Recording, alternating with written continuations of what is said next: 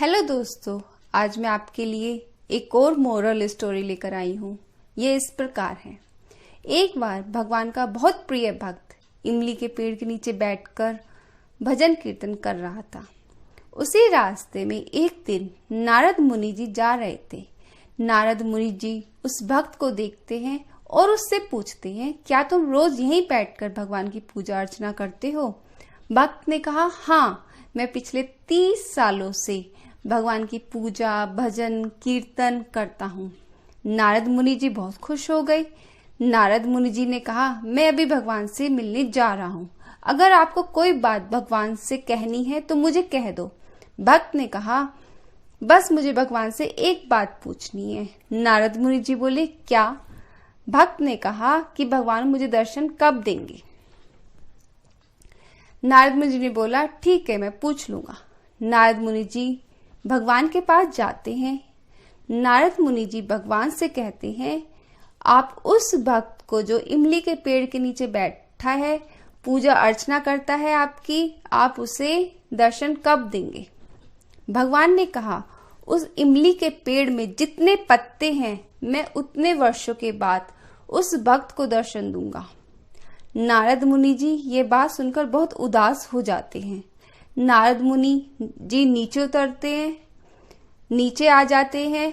भक्त ने पूछा, आपने मेरा प्रश्न पूछा क्या? नारद मुनि जी ने कहा, छोड़ो वो बात। भक्त ने कहा, अरे ऐसे कैसे छोड़ दूं?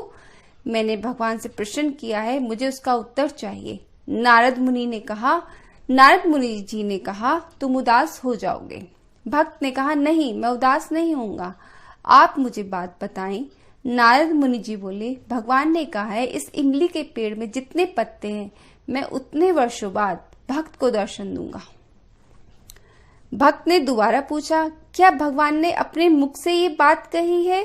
नारद मुनि जी बोले, हाँ। भक्त ने फिर पूछा, क्या भगवान ने अपने मुख से ही ये बात कही है दर्शन देने के लिए? नारद मुनि जी बोले, इसमें इतना खुश होने की क्या बात है? भक्त नाचने लगा, भजन कीर्तन करने लगा और बहुत उत्साह से भगवान का नाम लेने लगा। ऐसा करते करते भगवान प्रकट हो गए। नारद मुनि जी को यह बात अच्छी नहीं लगी। नारद मुनि जी भगवान से पूछते हैं, अगर आपको इतनी जल्दी आना ही था, दर्शन देने ही थे, तो मुझे झूठा क्यों बनवाया? भगवान ने कहा, इसमें झूठ कुछ भी नहीं है। भक्त 30 साल से जैसे मेरी पूजा कर रहा था, मैं तो बाद में ही दर्शन देता, लेकिन तुम्हारे पूछने पर उसने सकारात्मक उत्साह दिखाया, दृढ़ निश्चय प्रकट किया मुझसे मिलने का।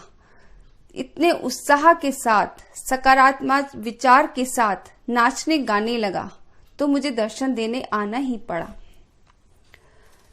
मैं उसकी बात को नहीं नकार सका, इसलिए मुझे दर्शन देने आना ही पड़ा। इस कहानी से हमें सीख मिलती है, जो मनुष्य उत्साह से, कड़ी मेहनत से, पॉजिटिव एटीट्यूड से अपना काम करता है, तो भगवान को दर्शन देने आना ही पड़ता है। अगर हम धीरे धीरे मेहनत करते रहेंगे और सोचेंगे कि हमारा काम तो हो ही जाएगा, कई साल बीत जाते हैं काम करते करते, लेकिन हमें मेहनत करनी पड़ेगी, पॉजिटिव एटीट्यूड दिखाना पड़ेगा, अपना दृढ़ निश्चय दिखाना पड़ेगा, तभी भगवान दर्शन देंगे, हमारे हर क्षण पल पल सहायता करेंगे। उम्मीद करती हूँ आपको ये स्टोरी अच्छी लगी होगी। आगे और स्टोरी लेकर आऊंगी। Thank you and take care.